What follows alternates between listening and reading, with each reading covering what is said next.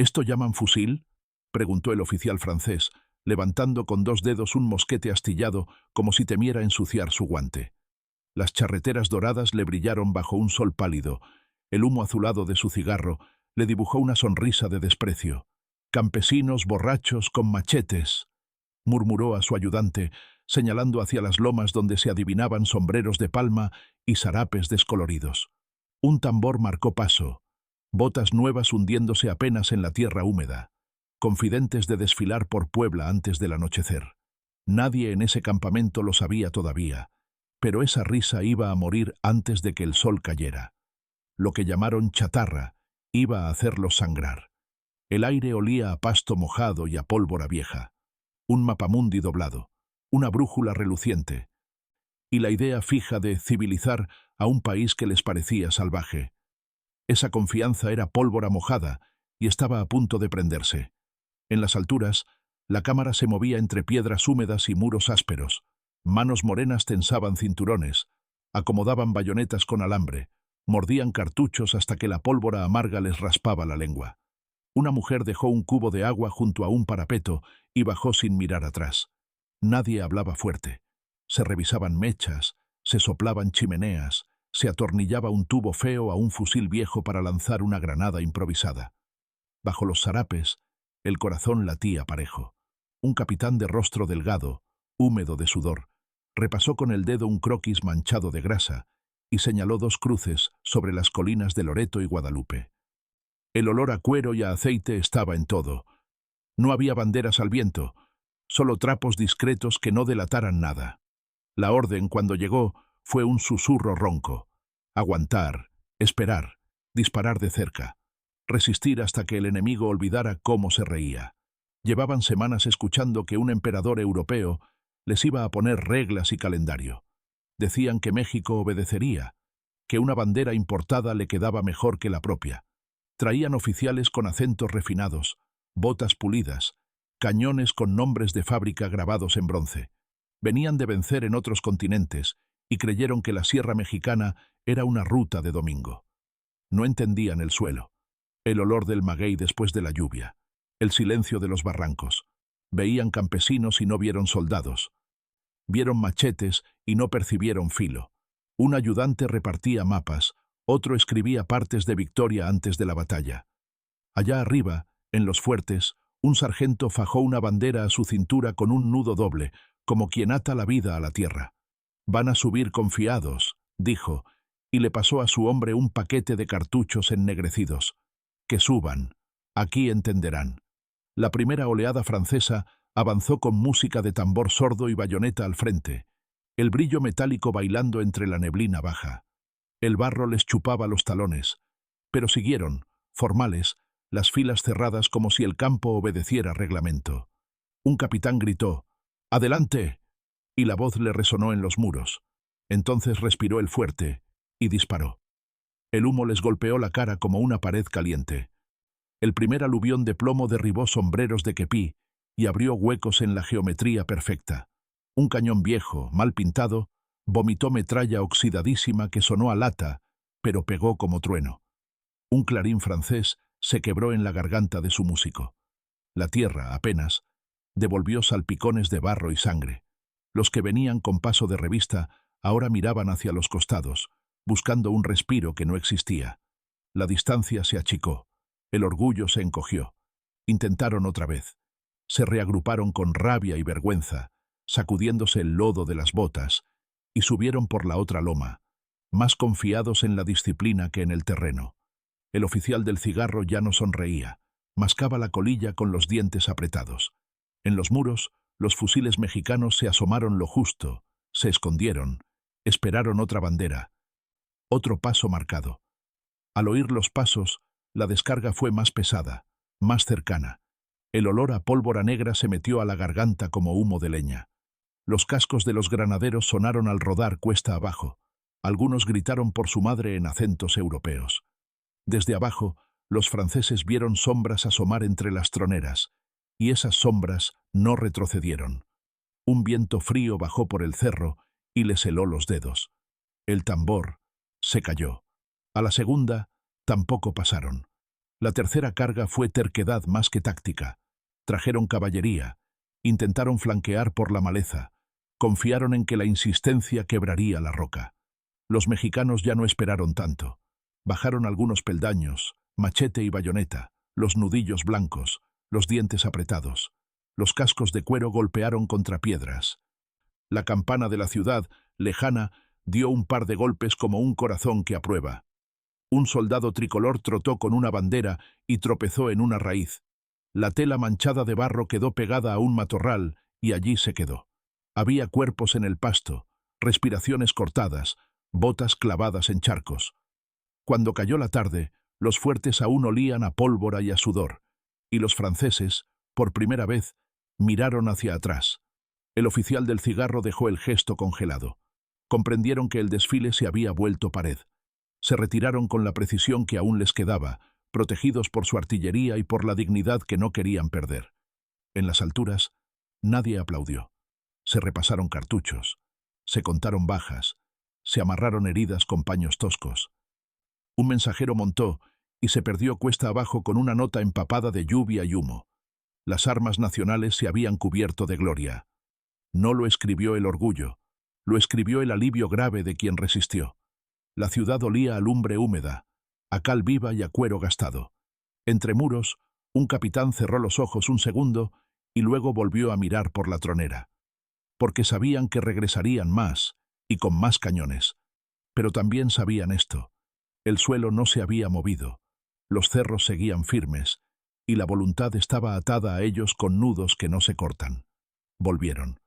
Trajeron barcos con más soldados, cañones más largos, ingenieros con reglas y calculadoras.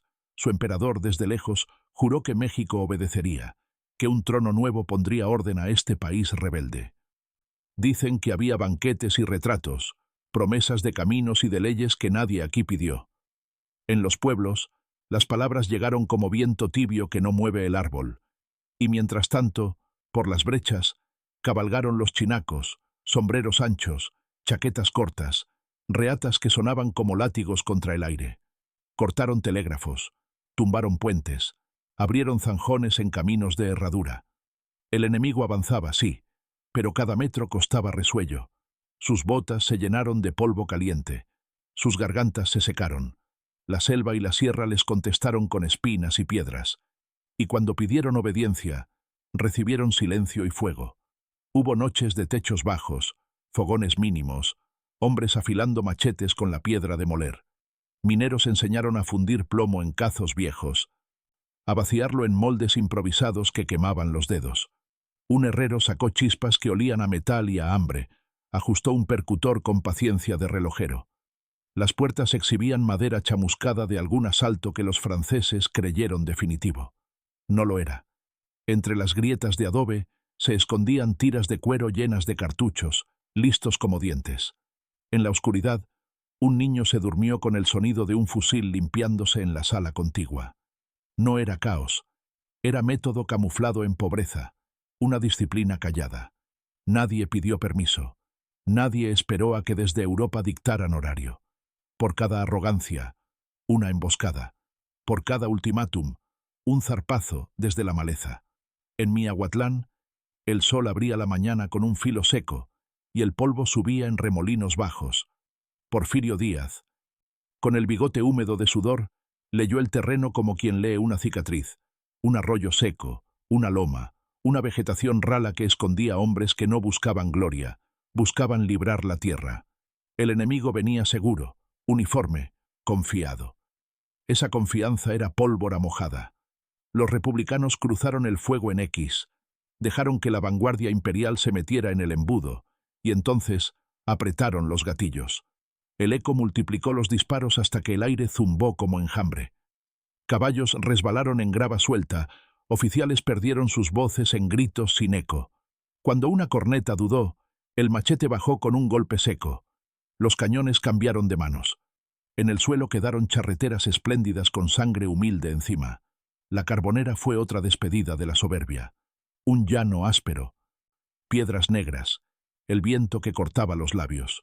Otra vez se formaron, la espalda recta, los mosquetes brillando, convincentes en papel. pero el papel no agujerea la tierra ni detiene el sol. Los mexicanos aparecieron donde no debían, en el flanco que el manual creía imposible. Los primeros disparos fueron apagados, luego se volvieron tambor. La garganta se llenó de pólvora y de polvo. Cada sorbo de agua sabía a metal.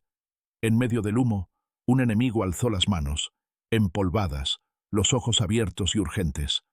Nadie festejó. Se recogieron armas, se cuidaron caballos, se enterró a los propios con la prisa que permite el peligro. La bandera siguió atada a un torso cansado. Ese día, los que habían jurado imponer orden se llevaron otra lección en silencio. En Santa Gertrudis, el campo parecía una cama de espinas. Escobedo movió a sus hombres con la exactitud ruda del que conoce el color del amanecer. Los imperiales subestimaron el polvo. Lo trataron como molestia, no como cómplice. Cuando la columna se estiró más de lo que debía, la sierra la partió en segmentos con la ayuda de hombres a pie, bota gastada y corazón despierto. La descarga mexicana sonó a puertas cerrándose. Las mulas se echaron al piso. El metal chilló contra piedras. Un oficial intentó ordenar una defensa de manual y encontró solo huecos donde antes había filas. Detrás, los que cuidaban la retaguardia se toparon con sombras que disparaban y cambiaban de sitio sin alardes. Santa Gertrudis no fue desfile. Fue una zanja en la que se vaciaron las promesas europeas. El resultado fue concreto. Menos enemigos, más respeto. En la costa, los barcos franceses emitieron órdenes con cañones, como si la marea obedeciera al francés. Veracruz olía a sal, a mangle caliente, a madera encostrada de salitre. Los marineros tendían botes con la seguridad del que ha cruzado océanos. Pero una vez dentro, el país se cerraba como puño. Columnas perfectas se deshicieron en selva y lodo. Los mosquitos encontraron carne suave. La humedad convirtió los uniformes en fiebre. Las carretas, al cruzar esteros, dejaron ruedas enteras. Los peones a sueldo, reclutados a la fuerza, se dispersaron con la primera lluvia. En cada curva, 2 hombres veían y no hablaban. Al fondo sonaban tiros sueltos, y un caballo sin dueño cruzaba como un fantasma. Los franceses escribían partes serios. México los convertía en borradores manchados de sudor. En Puebla, al año siguiente, el hierro cayó, sí, y la ciudad sufrió el cerco largo como invierno sin fuego. Cayeron muros, murieron muchos, hubo hambre. Pero la voluntad no se rindió con la plaza. El enemigo creyó que esa llave abría el país completo. Se equivocó. Los que salieron de Puebla no se fueron a su casa. Se regaron en el monte. El polvo que levantaron al moverse fue otra bandera. Al paso, mujeres metían tortillas en morrales ásperos, viejos bendecían sin palabras, perros los seguían y olían la pólvora en el aire. Donde se cerró una puerta, se abrió una brecha. El invasor acumuló triunfos en papel mientras sus convoyes sangraban en los vericuetos. Los nombres de los pueblos se volvieron agujas. Ahí dolió, ahí perdieron. En los caminos de la sierra, los franceses aprendieron que un barranco guarda memoria.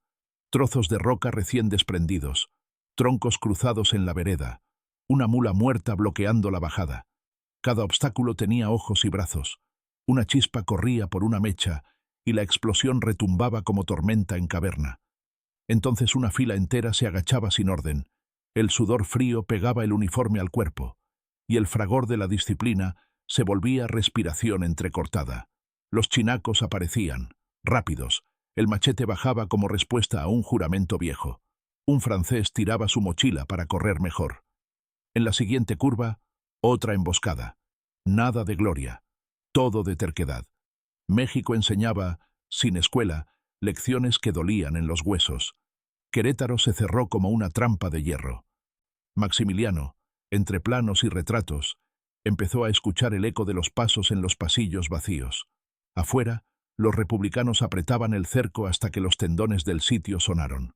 Se cavaron trincheras con uñas y palas chatas. La tierra húmeda se pegaba debajo de las uñas y olía a raíz viva. Las noches eran largas y los tiros sueltos hacían de reloj. La ciudad respiraba bajo la lona de la guerra. Cuando se quebró la línea imperial, no fue con discurso, fue con tierra levantada por las botas que entraron a cobrar. En el teatro de la soberbia se apagaron las luces y quedó la cuenta, precisa, de lo que costaba el capricho europeo. El emperador descalzo de ilusiones entendió tarde que México no firma obediencia bajo amenaza. Por todo el país, el rumor fue el mismo. Francia juró y México contestó con pólvora, no con disculpas. Se llenaron barrancas de ecos de tiros, patios de puestos de curación improvisados con olor a alcohol barato y hojas de maíz. Un abuelo le pasó a un nieto una bolsa con balas envueltas en periódico viejo. En templos, las campanas no llamaron a misa, llamaron a estar listos. A veces, el miedo temblaba en las manos, pero la mano no soltó el fusil.